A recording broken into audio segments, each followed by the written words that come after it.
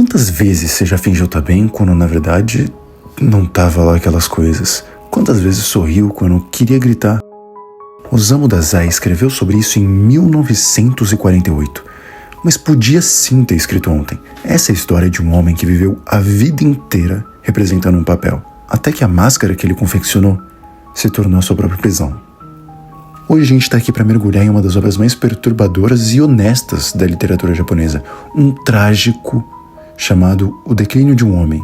E não é só um livro, é de certa forma um espelho. Um espelho que reflete a nossa própria alienação em um mundo que exige que a gente esteja sempre feliz, sempre produtivo, sempre normal. Aqui eu vou tentar, pelo menos, explorar 3 questões fundamentais. Por que a gente finge, às vezes, ser quem nós não somos? Como nós ou a sociedade nos força a usar uma máscara? E se existe uma saída para essa prisão invisível que a gente acaba construindo para nós mesmos?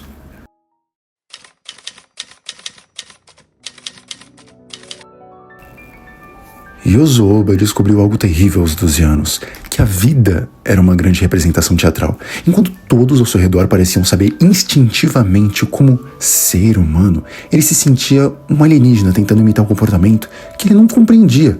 Yuzo desenvolve o que ele chama de palhaçada, uma performance constante para agradar e não ser rejeitado. Ele descreve com precisão dolorosa como que se tornou um ator consumado na arte de mentir para si mesmo. Desde criança, observando a família no café da manhã, ele não percebia se sentia fome, alegria, raiva natural, porque isso era para ele o que ele deveria sentir, e não o que ele sentia de fato. Sartre dizia que o inferno são os outros, mas Dazai vai além disso. O inferno é ter que ser outros, só que o tempo todo. Yuzo não consegue nem mesmo chorar de verdade. Quando ele tenta, sente que está representando o papel de alguém que chora.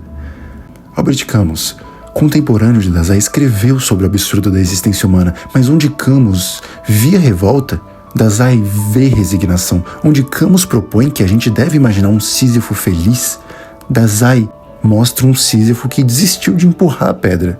A máscara social do Yuzo é diferente da persona imaginada por Carl Jung, que ele desenvolveu na sua teoria. Para o Jung, a persona ela é necessária, é nossa interface com o mundo, mas pode ser perigosa. Para Dazai, a máscara é uma traição de si mesmo, mas uma traição necessária para sobreviver. Hoje você pode chamar isso de muitos nomes, de síndrome do impostor ou ansiedade social. A gente vive um mundo que pune a individualidade e recompensa a performance. Para que a performance seja mantida, precisamos de padrões a serem repetidos, precisamos de previsibilidade dos fatos. E com certeza, um indivíduo particular não é capaz de entregar tudo isso.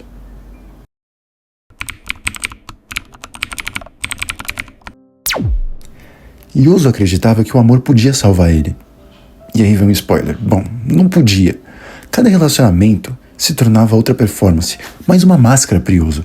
Como que ele podia amar alguém se ele nem mesmo sabia quem era para então amar a si próprio? Yuzo tem uma série de relacionamentos que seguem o mesmo padrão autodestrutivo. Primeiro com Tsuneko, que tenta suicídio duplo com ele, ela morre e ele sobrevive e carrega a culpa. Depois com Yoshiko, que ele vê como pura e inocente, mas que é violentada por um conhecido. Evento que Yuzo interpreta como prova de sua própria impureza, contaminando quem ele amava. Kierkegaard escreveu que a ansiedade é a vertigem da liberdade. Yuzo sente essa vertigem o tempo todo. Mas a resposta é oposta de Kierkegaard. Onde o filósofo dinamarquês encontrou a fé, Dazai encontrou desespero. Os relacionamentos de Yuzo são marcados por uma dependência deprimente. Ele precisa das mulheres para validar sua existência, mas ao mesmo tempo decepciona elas porque ele não consegue ser ele mesmo, porque ele não sabe quem é ele. É o que Simone de Beauvoir chamaria de má fé, uma recusa de assumir a responsabilidade por sua própria existência. Dostoiévski, que claramente influenciou Dazai, mostrou como o ressentimento pode consumir uma pessoa. Yuzo não tem nem o luxo do ressentimento. Ele se vê como indigno até mesmo de odiar. Quando foi pego com a esposa de um amigo, sua reação não foi remorso, mas resignação. De novo. Agora eles sabiam quem Yuzo realmente era, e isso só tornava mais nítido a situação em que ele se encontrava.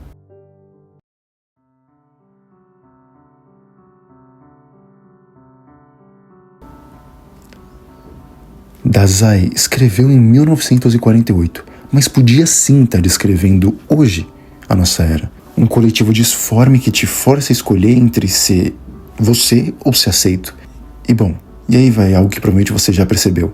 Dificilmente você vai poder ter os dois completamente. Yoso foi expulso da universidade por atividades políticas de esquerda, mas não por convicção pessoal, e sim porque ele não conseguia dizer não aos colegas. Yoso mal sabe no que ele quer acreditar. Ele vivia em um Japão em transição, entre tradição e modernidade, onde as regras sociais eram sim rígidas, mas mudavam muito rápido. Essa instabilidade externa espelha a instabilidade interna do Yoso. Hannah Arendt falou sobre a banalidade do mal, como sistemas opressivos se perpetuam através da conformidade cotidiana. Yoso vive essa banalidade, mas a banalidade vem de dentro. Ele é simultaneamente vítima e cúmplice de si mesmo. Max Weber descreveu a jaula de ferro, como as estruturas burocráticas e sociais aprisionam o indivíduo.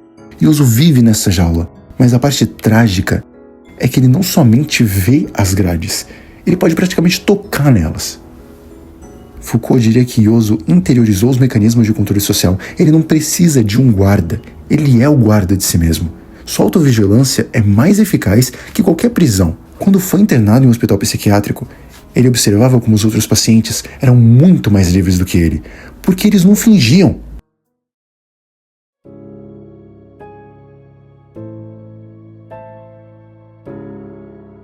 A pergunta mais perturbadora do livro é se existe saída. Yoso tenta álcool, mulheres, drogas, internações. Nada funciona. Porque o problema estava na consciência de Yoso. E ele não pode fugir dela. A progressão de Yoso é claríssima. Álcool como escape, morfina como anestesia, múltiplas internações como refúgio. Ele tentou suicídio com Tsuneko, falhou. Viveu com Yoshiko, mas não conseguiu protegê-la. No final, ele está em uma casa de campo, cuidado por uma mulher mais velha, completamente isolado da sociedade. Nietzsche proclamou a morte de Deus, mas prometeu que poderíamos criar nossos próprios valores. Yoso vive em um mundo onde Deus morreu, mas não consegue criar nada, nem valores, nem significado, nem identidade. Heidegger falou sobre o ser para a morte, como isso nos torna autênticos, como o ser humano, sendo o único animal capaz de estar ciente a todo instante de que ele está para morrer, torna isso a condição especial do ser humano. Yoso está constantemente sendo para a morte, mas isso não liberta ele, só o paralisa.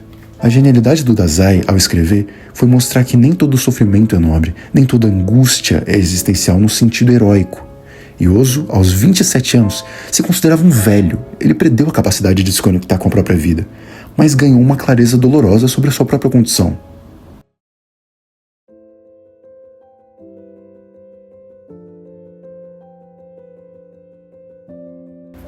Bom, e eu tô aqui para tentar trazer uma reviravolta para isso. Yosoba termina sua narrativa dizendo que perdeu a qualificação para se ver como um ser humano. Mas nós, como leitores, precisamos entender que ele nunca foi mais humano do que no momento que ele escreveu essa confissão. Dazai deu um presente cruel, a permissão para sentir a própria alienação sem romantizar ela. Yoso não é um herói trágico. E quando a gente se reconhece nele, descobre algo fundamental.